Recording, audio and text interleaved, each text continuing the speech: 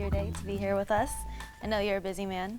On the topic of you being busy, I know this is 5 years ago you shocked everyone by making your cell phone number public. Mm-hmm. And you said that was because you wanted to deal with your customers directly and you wanted to handle your problems personally. Mm-hmm. You know, U-Haul's come a long way since then. Do you feel like maybe now you'd want to change your number? Do you still stand by that decision? You must be getting calls all day.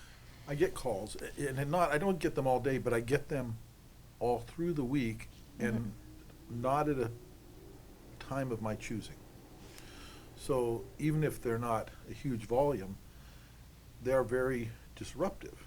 And so it's funny you ask that, because I have a 10-year-old boy, and he asked me about that this weekend. He said, "Aren't you the boss? Can't you just not have to answer those calls?" So that's a fair question. It's a valid question. And of course, what I told him was, because I'm the boss, I must answer these calls. These people are trying to tell me what I need to do to earn their business. And that's the truth. And so I have no desire to turn it off at all. Certainly it's disruptive. There's times, like right now, my phone's on mute, so it won't ring, so I won't get interrupted during this here. But for instance, I leave it on when I eat dinner at home. That upsets my family a lot, as you might imagine. I leave it on most of the time when I'm traveling, so it'll interrupt whatever conversation I'm in on. So I have it on way more than I have it off. And I don't screen calls, except for sometimes I won't answer a call that comes in unknown. If I'm busy with something and it says unknown, I'll probably just, click past it.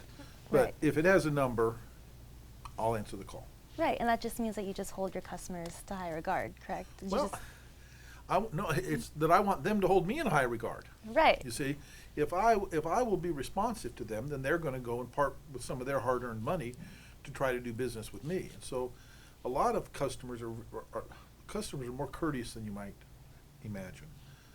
I get a lot of calls besides unhappy people. I had a guy call me Sunday. He says, "Sorry to bother you. I know you're busy." I says, "Well, how can I help?" He says, and he named a person. The store says, "That person deserves a raise."